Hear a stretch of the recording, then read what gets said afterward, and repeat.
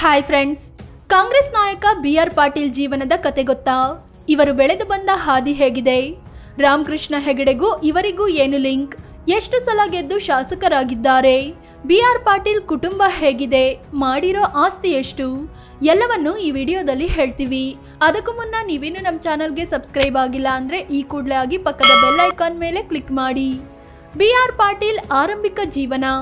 BR. Patil Bhojaraj Ramachandrappa Patil ಇವರು 1949ರ November 15ರಂದು ಕಲಬುರಗಿಯ ಆಳಂದ ತಾಲೂಕಿನ ಸರ್ಸಂಬಾದಲ್ಲಿ ಜನಿಸಿದ್ರು. ತಂದೆ ರಾಮಚಂದ್ರಪ್ಪ ಎಂ ಪಾಟೀಲ್, ತಾಯಿ ಗಂಗಾಭಾಯ್ ಆರ್ ಪಾಟೀಲ್. ಇವರದ್ದು ಲಿಂಗಾಯತ ಸಮುದಾಯಕ್ಕೆ ಸೇರಿದ ಕುಟುಂಬವಾಗಿತ್ತು. ತಂದೆ ಕ್ರಾಂತಿಕಾರಿ ಸ್ವಾತಂತ್ರ್ಯ ಹೋರಾಟಗಾರರಾಗಿದ್ರು. ನಿಜಾಮನ ರಜಾಕಾರ್ ಸೇನೆ ವಿರುದ್ಧ ದೊಡ್ಡ ಮಟ್ಟದಲ್ಲಿ ಹೋರಾಟ ನಡೆಸಿದ್ರು. ಸ್ವಾತಂತ್ರ್ಯದ ವೇಳೆ ನಿಜಾಮ ಭಾರತದ ಒಕ್ಕೂಟಕ್ಕೆ ಸೇರಲು ನಿರಾಕರಿಸಿದಾಗ ಆತನ ವಿರುದ್ಧ ಹೋರಾಟ ನಡೆಯಿತು.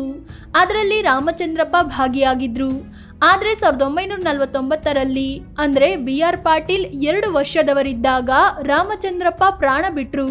ನಂತರ ತಾಯಿ ಗಂಗಾಭಾಯಿ ಇದ್ದ ತುಂಡು ಜಮೀನಿನಲ್ಲಿ ಕಷ್ಟಪಟ್ಟು ದುಡಿದು ಮಕ್ಕಳನ್ನ ಸಾಕಿದ್ರು. ಮಕ್ಕಳಿಗೆ ಏನೂ ಕೊರತೆ ಆಗದಂತೆ ನೋಡಿಕೊಂಡ್ರು. ತಾಯಿ ಗಂಗಾಭಾಯಿಗೆ ಧಾರ್ಮಿಕ ವಿಚಾರಗಳಲ್ಲಿ ಆಸಕ್ತಿ ಇತ್ತು. ಅದರ ಪರಿಣಾಮವಾಗಿ ಬಿ.ಆರ್. ಪಾಟೀಲ್ ಬಾಲ್ಯದ ಮೇಲೆ ತುಂಬಾ ಒಳ್ಳೆಯ ಪ್ರಭಾವ ಬೀರ್ತು. ಗಂಗಾಭಾಯಿ ತಮ್ಮ ಶರಣಪ್ಪ ಕೂಡ ರಾಮಚಂದ್ರಪ್ಪ ಜೊತೆ ಹೋರಾಟದಲ್ಲಿ ಭಾಗಿಯಾಗಿದ್ರು. ಹೀಗಾಗಿ ಅವರಿಂದ ಬಿ.ಆರ್. ಪಾಟೀಲ್ ನಾಯಕತ್ವದ ಗುಣ ಕಲ್ತ್ಕೊಂಡ್ರು. ಊರಿನಲ್ಲಿ ನಾಯಕರಾಗಿ ಬೆಳೆದ ಪಾಟೀಲ್. ಬಿ.ಆರ್. ಪಾಟೀಲ್ ಊರಿನವರ ಕಷ್ಟಗಳನ್ನ ಆಲಿಸ್ತಿದ್ರು. ಸಮಸ್ಯೆ ಪರಿಹರಿಸಲು ತಮ್ಮ ಕೈಲಾದ ಸಹಾಯ ಮಾಡ್ತಿದ್ರು. ಹೈಸ್ಕೂಲ್ನಲ್ಲಿದ್ದಾಗ ಇವರ ಊರಲ್ಲಿ ಕಳ್ಳಬಟ್ಟಿ ಹಾವಳಿ ಜಾಸ್ತಿ ಇತ್ತು. ಇಡೀ ಊರೇ ಇದರಿಂದ ಹಾಳಾಗಿ ಹೋಗಿತ್ತು. ಇದನ್ನ ಕಂಡ ಬಿ.ಆರ್. ಪಾಟೀಲ್ ಹುಡುಗರ ಒಂದು ಟೀಮ್ ಮಾಡಿಕೊಂಡು ಕಳ್ಳಬಟ್ಟಿ ಅಡ್ಡೆಗಳ ಮೇಲೆ ದಾಳಿ ನಡೆಸಿದ್ರು. ಅವುಗಳನ್ನ ನಾಶ ಮಾಡಿದ್ರು. ನಂತರದಲ್ಲಿ ಕಲಬುರಗಿಯಲ್ಲಿ BA LLB ಕಂಪ್ಲೀಟ್ ಮಾಡಿದ್ರು. ಕಾಲ ಕಳೆದಂತೆ ಊರಲ್ಲಿ ನಾಯಕರಾಗಿ ಬೆಳೆದು ನಿಂತರು. ಆರಂಭದಲ್ಲಿ ಕಾಂಗ್ರೆಸ್ನಲ್ಲಿ ಗುರುತಿಸಿಕೊಂಡ ಇವರು ಸ್ಥಳೀಯವಾಗಿ ದೊಡ್ಡ ಹೆಸರು ಮಾಡಿದ್ರು. 1978ರಲ್ಲಿ ನರಗುಂದ ಕ್ಷೇತ್ರದಲ್ಲಿ ಸ್ಪರ್ಧಿಸಿ ಮೊದಲ ಬಾರಿಗೆ ವಿಧಾನಸಭೆ ಪ್ರವೇಶಿಸಿದ್ರು. ನಂತರ ಜನತಾ ಪಕ್ಷ ಸೇರಿ 1983ರಲ್ಲಿ ಆಳಂದದಿಂದ ಸ್ಪರ್ಧಿಸಿ ಗೆದ್ರು. ಆದರೆ 1985ರಲ್ಲಿ ಅದೇ ಕ್ಷೇತ್ರದಲ್ಲಿ ಸೋಲು ಅನುಭವಿಸಿದ್ರು. 1994ರ ವೇಳೆಗೆ ಜನತಾದಳದಿಂದ, 1999ರಲ್ಲಿ JDUನಿಂದ ಸ್ಪರ್ಧಿಸಿ ಸೋಲು ಕಂಡ್ರು. 2004ರಲ್ಲಿ JDSನಿಂದ ಸ್ಪರ್ಧಿಸಿ ವಿನ್ನಾದ್ರು. ಅಂದಹಾಗೆ ಇವರು ರಾಮಕೃಷ್ಣ ಹೆಗಡೆ ನೇತೃತ್ವದ ಲೋಕಶಕ್ತಿ ದಳ ಪಕ್ಷದ ರಾಷ್ಟ್ರೀಯ ಕಾರ್ಯದರ್ಶಿಯಾಗಿ ಕೆಲಸ ಮಾಡಿದ್ರು. 1990ರ ದಶಕದಲ್ಲಿ ವಿಧಾನ ಪರಿಷತ್ಗೆ ಆಯ್ಕೆಯಾಗಿ ವಿಧಾನ ಪರಿಷತ್ನ ಉಪಸಭಾಪತಿಯಾಗಿಯೂ ಕೆಲಸ ಮಾಡಿದ್ರು.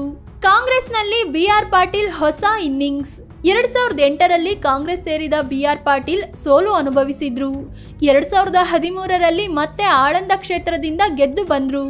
2018ರಲ್ಲಿ ಸೋಲು ಕಂಡು ಮತ್ತೆ 2023ರಲ್ಲಿ ಗೆದ್ದು ಶಾಸಕರಾಗಿದ್ದಾರೆ.